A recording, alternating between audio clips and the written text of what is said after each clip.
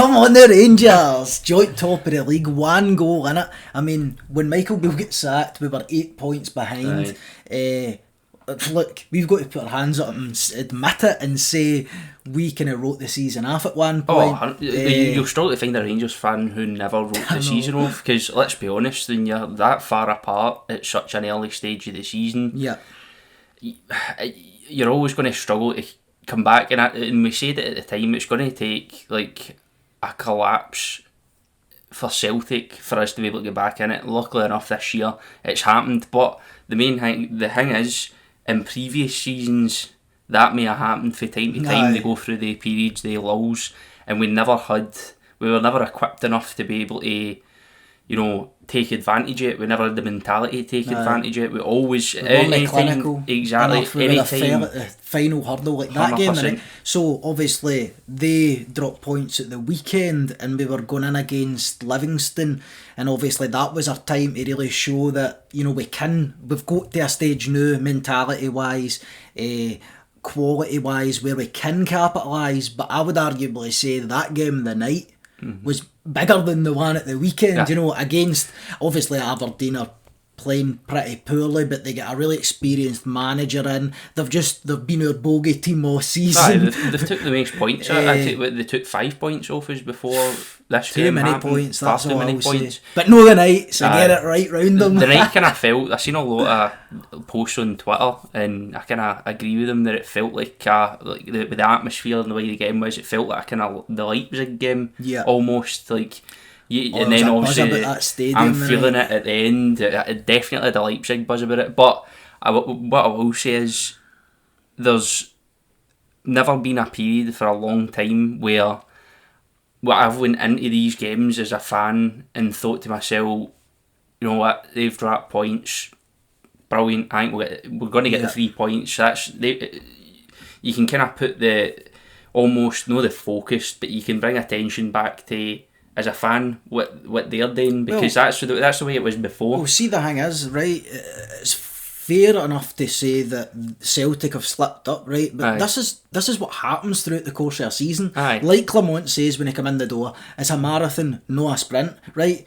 Both teams are got to drop points, right? The odd season, very, very rare, where maybe one of the old firm teams goes unbeaten or just doesn't drop points at all, really. You know what I mean? Well, that's saying it's back to before, where whoever takes the best advantage of the slip ups, half the opposition usually wins the league, and obviously the old firms are in there as well. And look, see, as much as Celtic we dropped points at the start of the season, right? So we get after the worst possible start, but let's forget about them and look at the change in this Rangers team. I mean, the speed and intensity, the hunger for every player.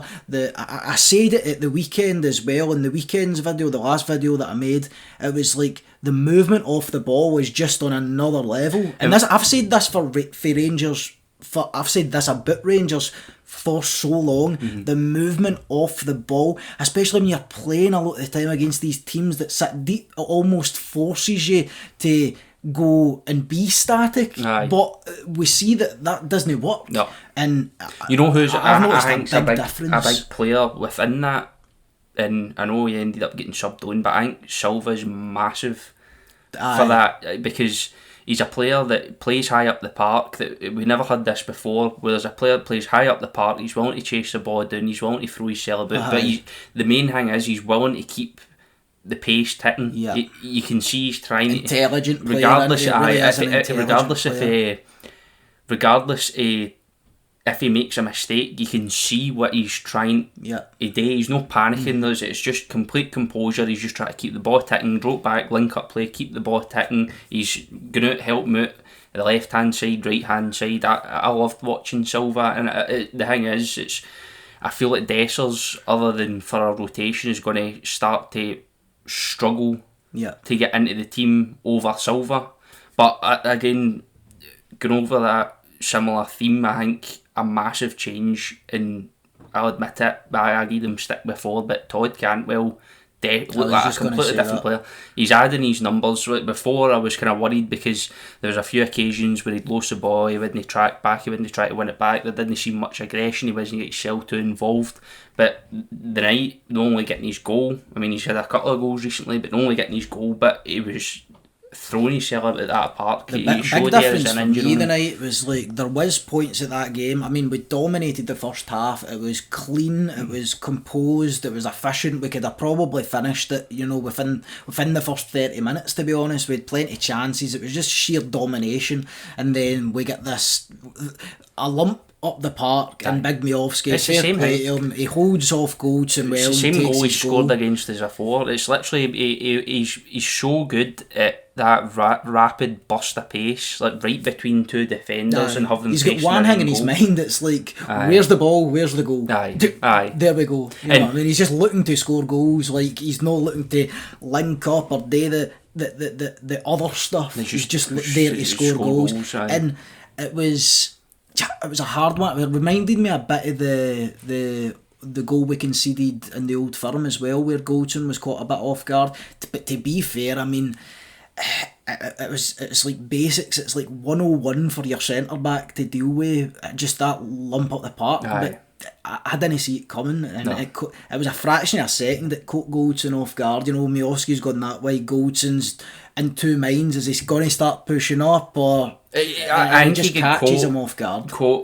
Kind of going, I'll play my side here, and he takes that hesitant step, and then he realises, fuck. But wait, can I just say something again, right?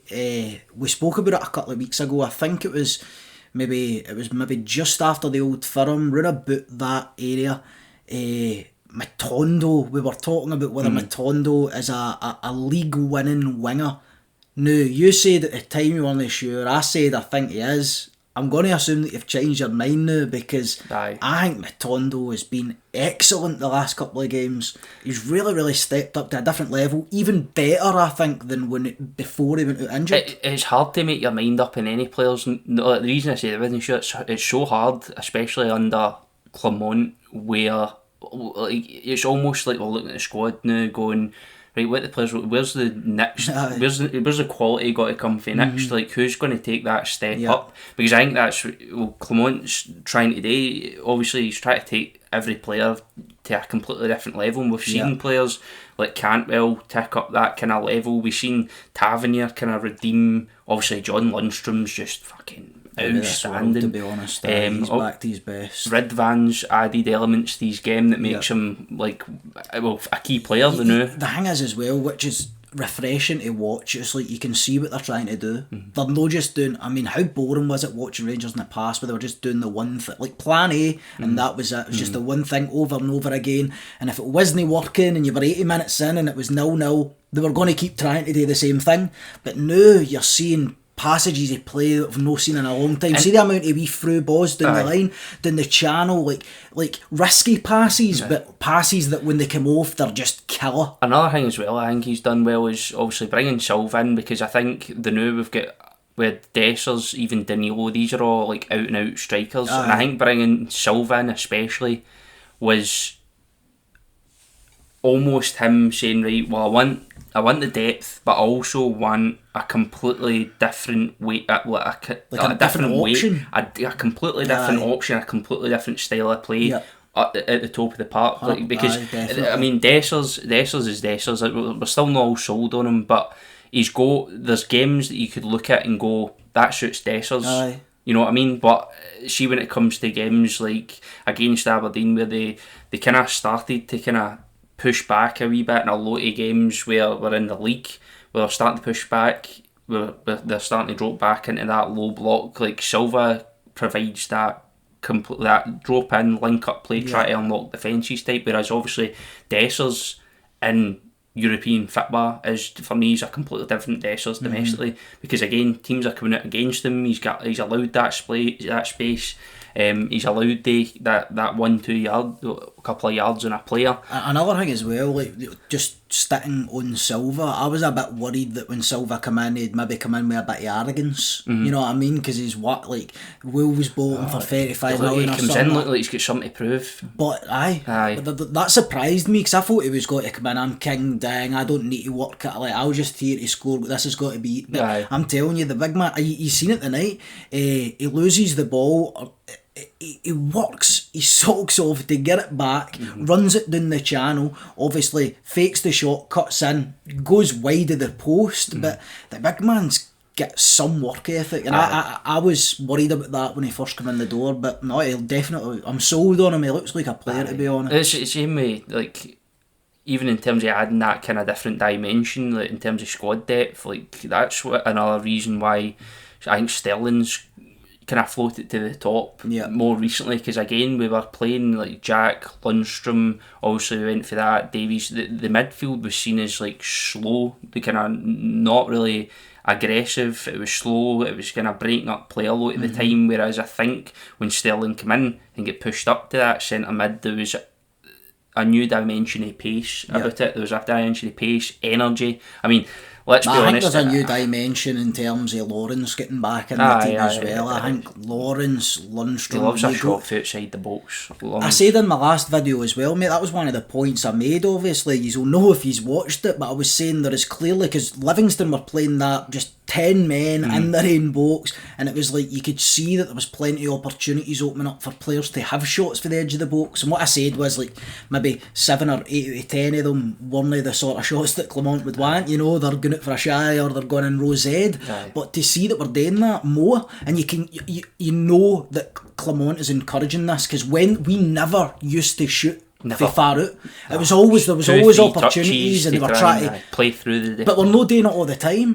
But it's another element that you can add an attack, and hey, see if we never done it tonight, we wouldn't have won the game. Exactly. Because both goals come for it. McCausland does it again, cuts in his left foot, hits it, the goalie saves it, Matondo fires it up, and you know they've been working that in training. Have a dig, get it on target, and then be ready to capitalise if the keeper does palm it back out, and it happens twice tonight.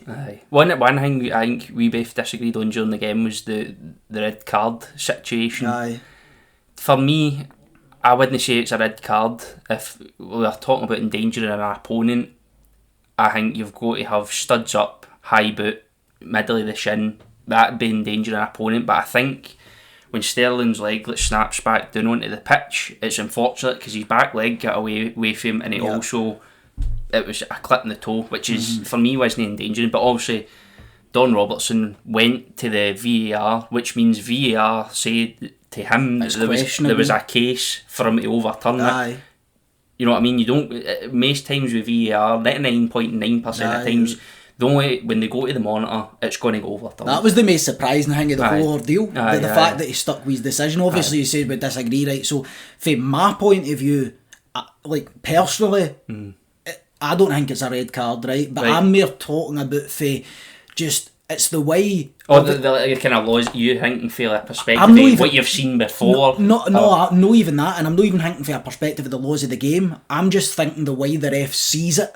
See, because it's one of the ones where see if his back leg never come away, and he's obviously he's slid. The part was pretty slidey tonight, and he slid right through him. He's took him and basically wiped him out, and it looks a lot worse than I think it actually is. Meaning you could see why he initially went. That's a red card. And I can also see why he stuck with his decision, because folk could look back on that and say he's fucking sent the boy flying. How's that no a red card? Do you know what I mean? I would say it was a very, very close one, to be honest, and I don't think it's one of the ones where I'm not going to be pure crucifying the ref for like getting it wrong. I don't think, because I think it's right on that borderline. It really is. That tackle there's like right on the borderline. Personally, fucking just let it go. You know what I mean? It's I've seen worse and get a booting. 100%. So there's just, because it's subjective, it's just one guy making a decision. They're never going to have a certain level of consistency. But look, see when he gets sent off, it was squeaky bum time, and we handled it well. You know what I mean? The boys were good game management. They were taking it into the corner. I mean, remember against, I think it was Betis, and we were winning 3-2, and we were still shooting for the edge of the box, crossing the goal in and stuff like that. So it was a bit of maturity, and you could see that football intelligence about it. We needed to win that game. 100%. Joint top of the table. Well, the thing is, what a position. Even before this game, we had like really, really tough games getting into it. And this was kind of the last game before we... Obviously, every game's a big game for now. We're tied in points. We've still got a game in hand. Still got a lot of home games to play as well. Got a lot of home games. Good. But the thing is, like, if you're talking about in terms of, you know, Aberdeen, they always come, regardless if it's at Pittodrie or Ibrox, they're going to give us a game. They're desperate to take They're points. Always desperate to take points. But now it kind of almost tapers off a wee bit. But for me, that's more important because in previous seasons, they bread and butter games where you should be just skimming points. Yeah. We've never managed to. We've always found ourselves struggling. You know what I mean? In the foot, basically. Struggling at home. Ross County, you know what I mean? But I think we'll handle it better because I feel like we do have a bit more depth to our squad now. Obviously, in the striker position, you've got Silva and Dessers, but I think midfield we've got a decent amount of depth. You've got depth in the wing, even missing Sima. You've still got Cortez. You've got Matondo, the right wing. You've got that is where we're short. Let's be honest. But what I will say is, I think McCausland, he's playing out his skin. I give all credit to that boy because he's up and down that wing constantly. He's not doing everything perfect, but he's trying so hard. Put it this way, and he's a good player. See, if you're asking an academy player to step up, right, and take that right wing spot, which has pretty much been a black hole for a couple of seasons now. So the expectations for that spot were pretty low, but to ask an academy boy to come in and he's go, set listen, an example by the way for the rest of them. Exactly, far too many injuries. You're going to have to go and try your best. And he's made it his own. He's made it unless we go out and buy somebody for what you getting a good winger for between 3 and 5 million or something probably. It's his position because he's made it his position and fair play to him. You know, he's stepped up.